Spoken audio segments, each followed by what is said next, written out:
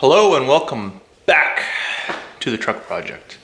So, got quite a bit of stuff done since I talked to you guys last. A lot of nitty-gritty stuff, hard to show. It took a long time to do, had to buy some parts. But the point of this video is a little bit of an update on where we are today, where we're gonna go in the next couple weeks, and where we'll be in the future. Small change in plans, but overall still the same general idea. So let me get you guys caught up to speed. So as you can see, because every other flat surface of this shop is taken, what a mess. Started moving on to the next bit of the project, the interior stuff. That's because from here back, we're, I don't know, 75% done with what I can do right now. So we got the frame all sandblasted and painted with the Master Coat 2 product system. Worked pretty well. I think it's going to work pretty well in the future too. At least that's what the research online shows. I have the Dana 80 with the custom disc brake conversion installed. I don't think I have a video, but basically I purchased backing plates and everything for, I want to say it's like a 2006 E350 van. Made my own custom backing plate mounts, welded them onto the axle. Everything bolted up nice. A lot cheaper than the kits online. And I get my own, I can retain the parking brakes. Because it's manual swapped. Park brakes are going to be important. It's got the Dana 80 in, got the springs in. I got the, coming in closer here, we got the sway bar all done, painted and in. I got my shocks in. It's going to be a little hard to see here. Apologize for that, but I have the brake lines ran. I have the brake cable ran. I have my vehicle speed sensor installed and the wiring installed. And then it's hard, yeah, I think I said the brake cable. So for all intensive purposes, the axle is completed. The only thing left to do is put some wheels on it, bleed the brakes. And I have all that noted down in my notebook. From there, we have the gooseneck hitch. That is installed, everything's torqued up, everything's good there. Went a little crazy with the spray paint, just trying to prevent any rust as much as I can. Coming to the back, we have a new Class 5 Curt hitch installed there. It's quite a bit beefier compared to the factory one. This one's actually square, unlike the factory one. And then I have to figure out a little bit for the trailer plug harness, that guy, on where I want it to be. And then I want to make some custom brackets for some reverse lights. Moving forward, I have almost all of the fuel system done until I ran out of parts. So on the fuel tank, we had pulled that out of here. Excuse me while I get on the ground. And I put a sump kit in it. So this is just a Amazon special. I don't have the return line on, just a feed line, so I'm leaking a little bit. Tomato sauce can. So from that, I need to play around with securing the line a little bit. I don't like how it is. So I need to find some cable management, hose management to really tuck this up and hold it where I want it. From there, moving around here, I got my fuel pump. So this is a fuel pump I scrapped out at work. Made a custom bracket for it. And this is fuel pump with a water separator. That's your bowl and everything else. And then I'm using all AN lines for all the plumbing. It's 10 AN, so I should have plenty of a what's the word? Plenty of area for the flow. So we use these on combines. They basically provide enough fuel for a 16 liter. I figure for a 6 liter, 5.9, whatever, it'll be plenty. So haven't done all that yet. Got all of this plumbed in. I still need to provide power to the pump from a relay with a key on switch. Moving forward, it'll be hard to see, but I got a fuel filter installed right there. This is nothing special. It's just an Amazon filter base with a filter. This is not a cat filter, it's a look-alike. First filter is probably going to have a lot of stuff in it, so I'll change this out pretty quick. Just wanted the cheapy filter for the first few days. So this morning I wanted to what are you doing?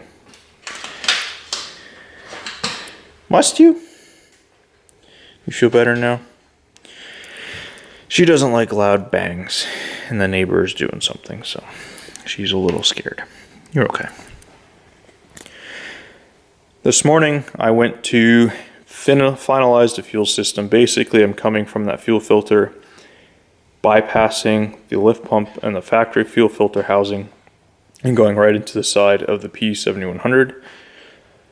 Thought I had all the parts. I don't. I forgot to order a port so that I can plumb in my fuel pressure gauge.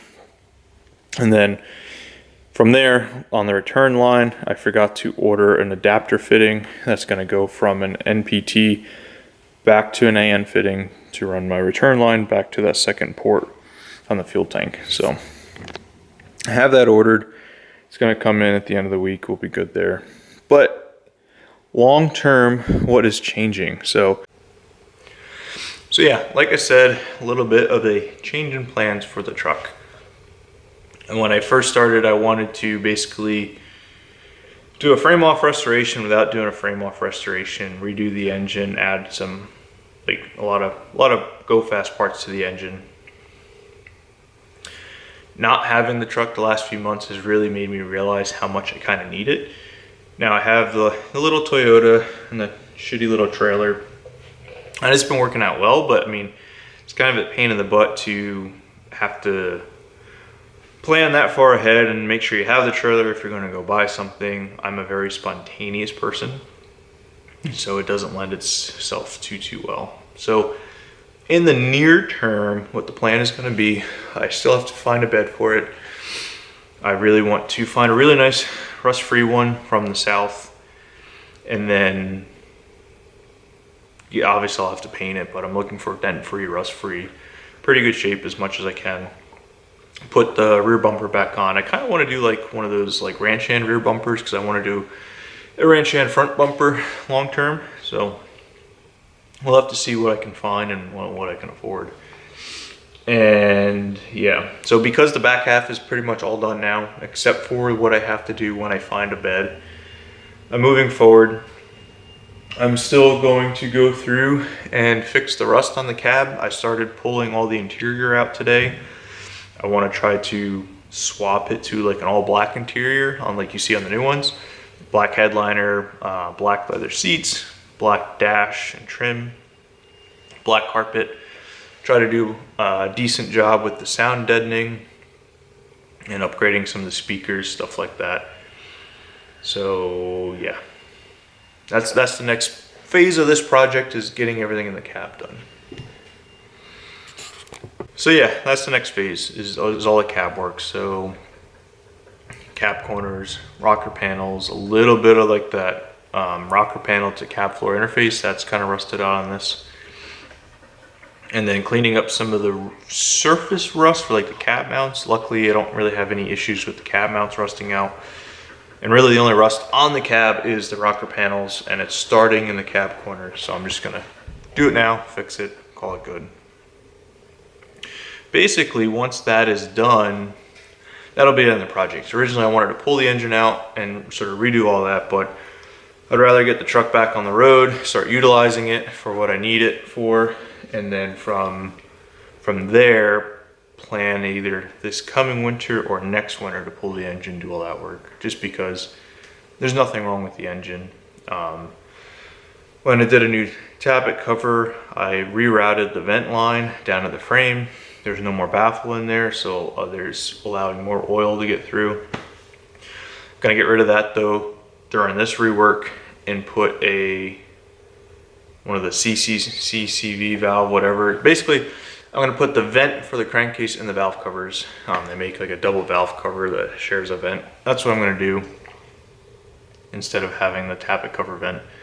That should alleviate all of my issues with the excessive oil out the breather, because the engine is tight, fires up good when it's cold, shuts down right away.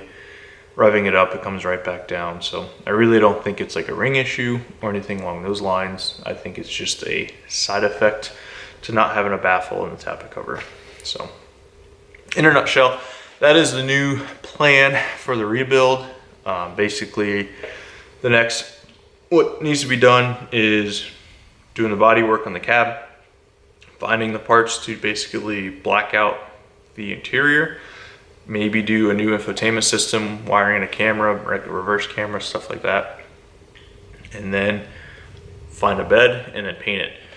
Really can't decide on the paint, so I thought it'd be awesome to do like a monotone, like the Monaco red, like the what you can get the new trucks in. Thought that would be awesome to do. The problem though, and I'm kind of being cheap, is to do it right, you really need to like paint everything, make sure all your jams, the underneath, the inside is all the same color.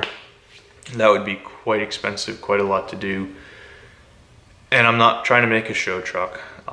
The reason for this is to make a work truck, tow a trailer, use it for firewood, use it for Facebook Marketplace. Might even put a plow on it in the future, who knows. So what I'm kind of leaning back to is keeping some type of two-tone. Like right now it's the white and the gray. Probably going back to that just so I don't have to redo all the jams and everything else. But maybe I do something other than gray. I don't know. But the main coat will be, or primary coat will be white. So more to come. If you're interested in following along, please let me know. I can try to make more videos as I do the work.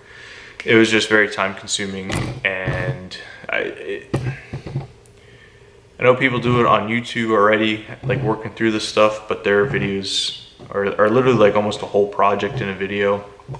So trying to compartmentalize the work I'm doing now into more of a holistic video is something I can do. It's just gonna take a lot longer, you know, like the fuel system. I've been working on that for almost a month now, and even today I had to order parts because I didn't calculate right the first time for all the fittings. So, and that's gonna probably take another month and a half to do because I'll be traveling for work. So I don't know, we'll see. I'm just trying to button up the project so that way as I move on to different things, whether it's the mini skid steer, outside projects, house projects, time with the wife and the puppy, that I don't forget where I was and have issues there. So